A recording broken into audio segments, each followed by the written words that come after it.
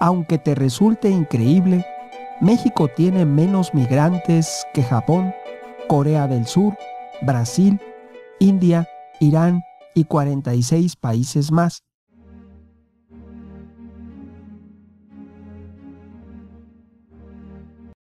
Lo cierto es que hoy día México es el segundo país que menos inmigrantes tiene en el mundo, según información de las Naciones Unidas. Les dejo el link en la descripción de este video, y es donde es más difícil obtener la nacionalidad mexicana por naturalización. Es decir, México es quien más restricciones legales impone a quien quiera ser mexicano. ¿Sabías que México es el país que menos inmigrantes tiene en el mundo y que es quien más deporta extranjeros y más trabas legales impone a la migración en América Latina? Existe un antecedente que duró 23 años, durante los cuales miles de mexicanos deportaron y masacraron a miles de inmigrantes, sobre todo inmigrantes chinos e inmigrantes asiáticos. Estos residían, habitaban, trabajaban y vivían en México. A esos 23 años se les conoce como la campaña mexicana anti-China, pero era contra todo oriental y extranjero, incluso contra árabes y libaneses. Todo surge por la envidia y el celo de algunos mexicanos en contra de los inmigrantes, y ellos se justificaban diciendo, los mexicanos que se oponían a ellos argumentaban de que cómo podía ser que los inmigrantes fueran tan ricos, cómo podían ser dueños de bancos, cómo podían ser dueños de industrias y cómo podían tener tantos comercios. Algo malo estaban haciendo y estaban perjudicando a México. Esos eran sus argumentos. El sentimiento antiinmigrante ya estaba desde que perdimos Texas a manos de Estados Unidos el 2 de octubre de 1835. Pero como la gente común no podía oponerse ni luchar contra Estados Unidos, se dice que volcaron su ira contra todo extranjero radicado en México, y los más vulnerables eran sobre todo los asiáticos y en segundo lugar los árabes.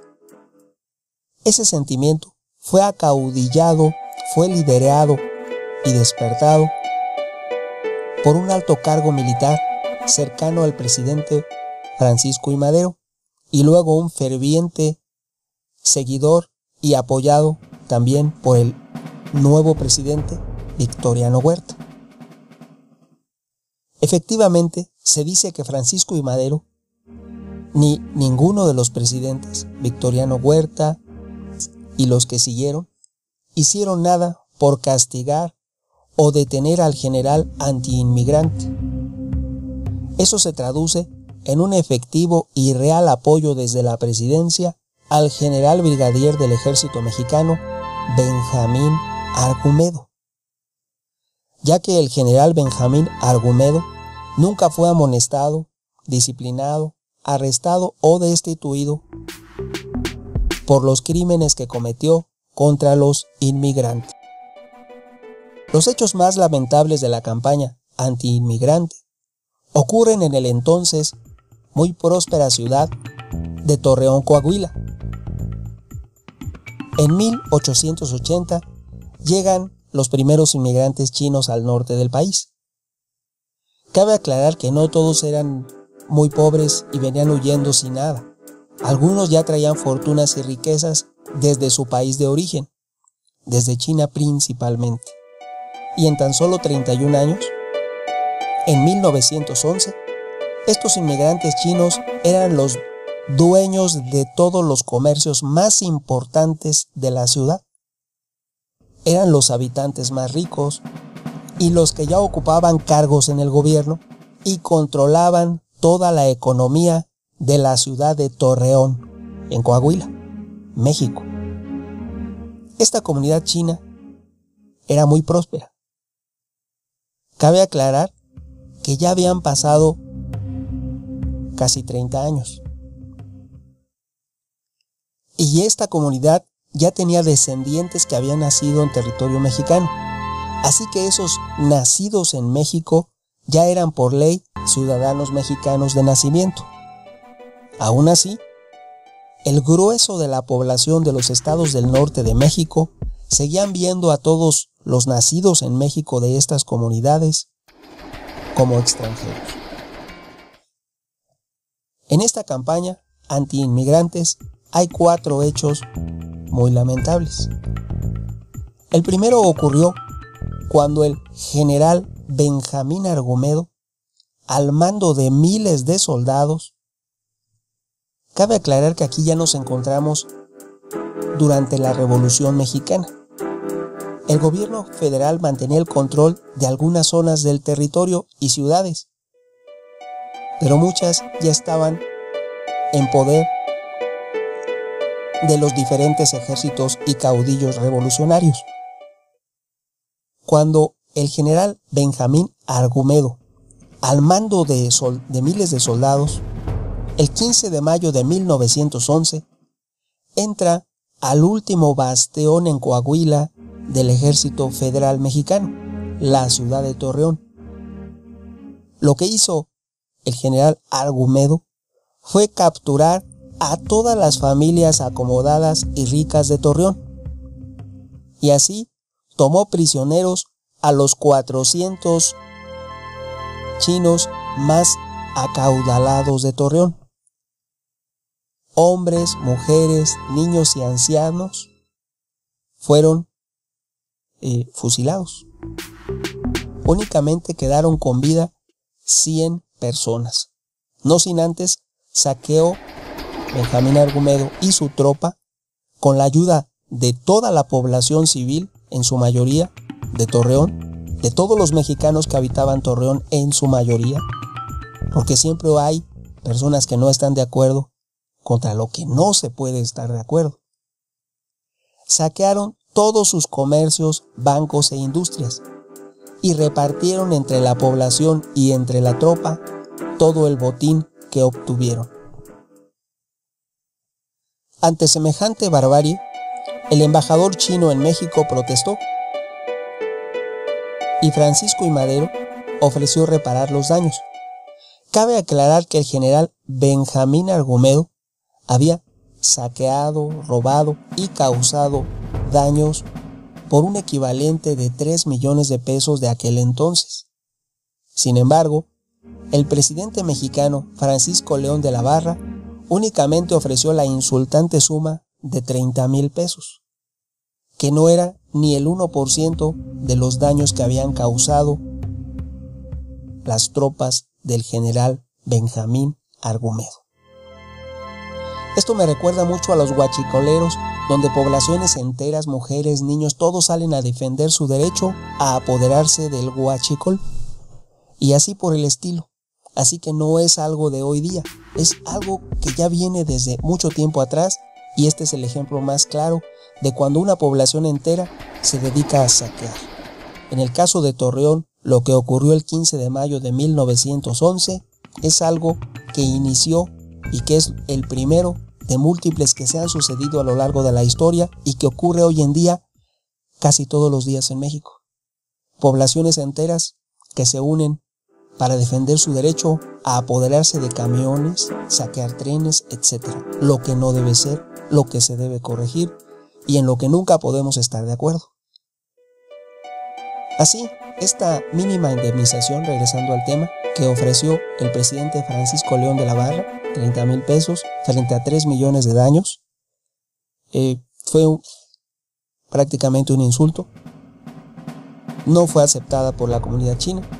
Sin embargo, cuando llega el nuevo presidente, que era Francisco I. Madero, aumentó la suma de indemnización a 100,000 pesos y entonces esta suma sí fue aceptada por el embajador chino en México. Las cosas se vuelven más graves y espantosas para todos los habitantes inmigrantes que había en México, cuando el mayor anti-inmigrante llega al poder, para desgracia de ellos. Se elige como presidente a Victoriano Huerta. Cabe aclarar que Victoriano Huerta se impone como presidente y es él quien ordena al ejército mexicano una verdadera limpieza de migrantes. Para esto, debemos señalar que ya nos encontramos en plena Revolución Mexicana y que afortunadamente para los inmigrantes, el Ejército Federal Mexicano, liderado por Victoriano Huerta, ya solamente controlaba algunas partes y ciudades de México.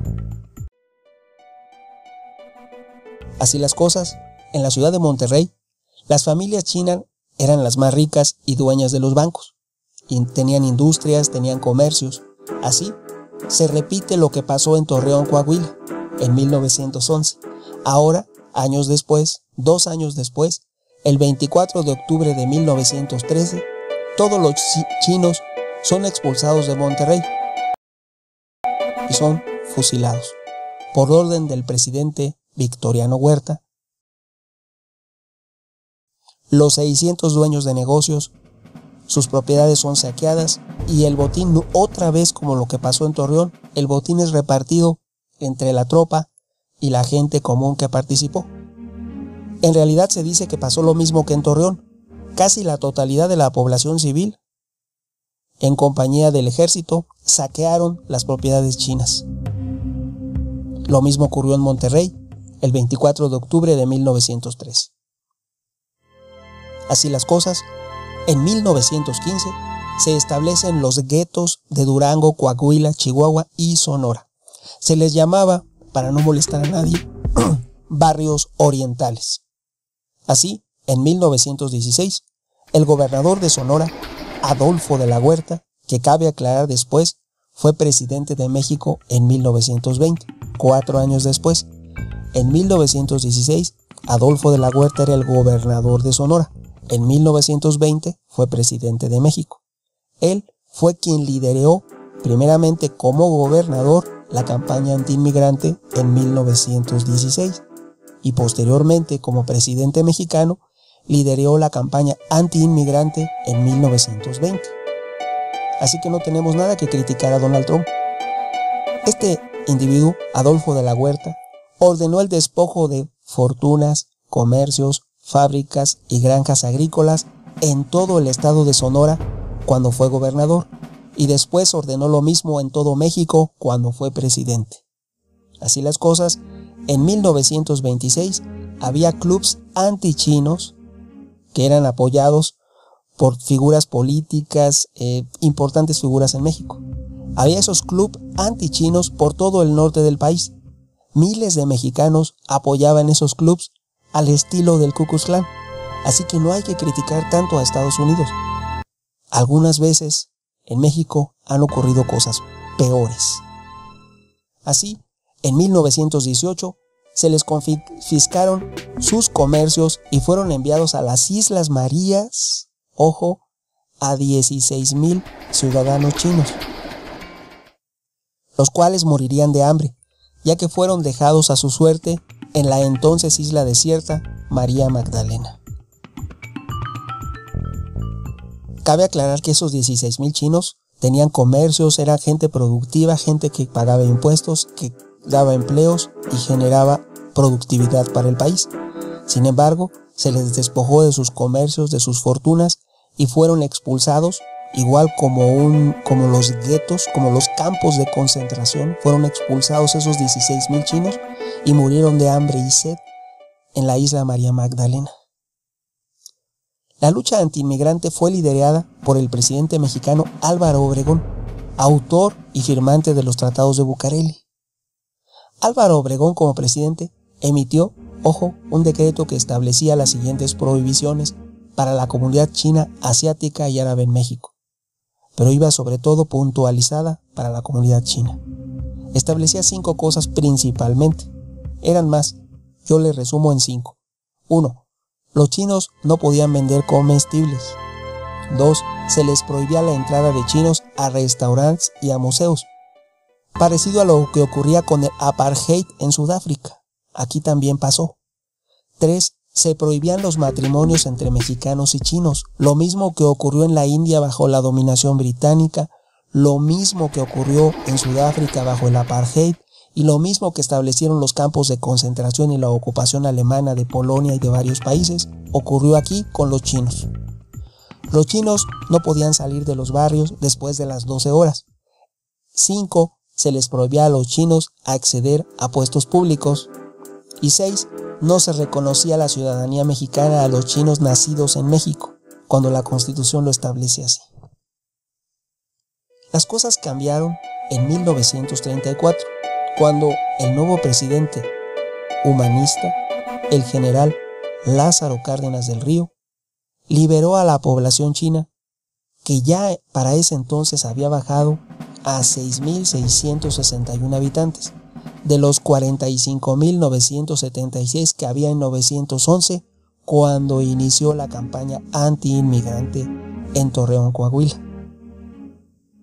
La pregunta es, ¿y qué pasó con la diferencia? Es decir, si había 45.976 y ahora hay 6.661, nos indica que faltan un aproximado de 39.000 chinos, asiáticos y árabes. ¿Qué pasó con esas 39.000 personas?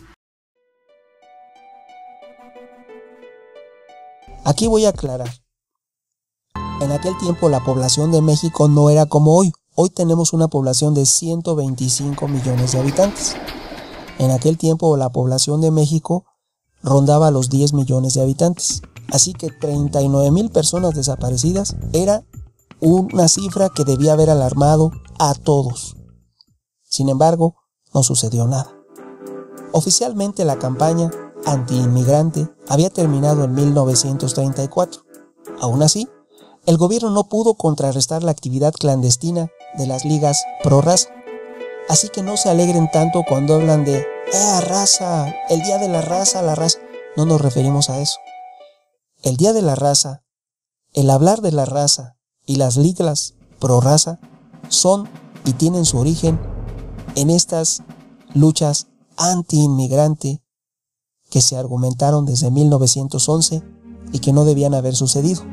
Así que no nos alegremos tanto.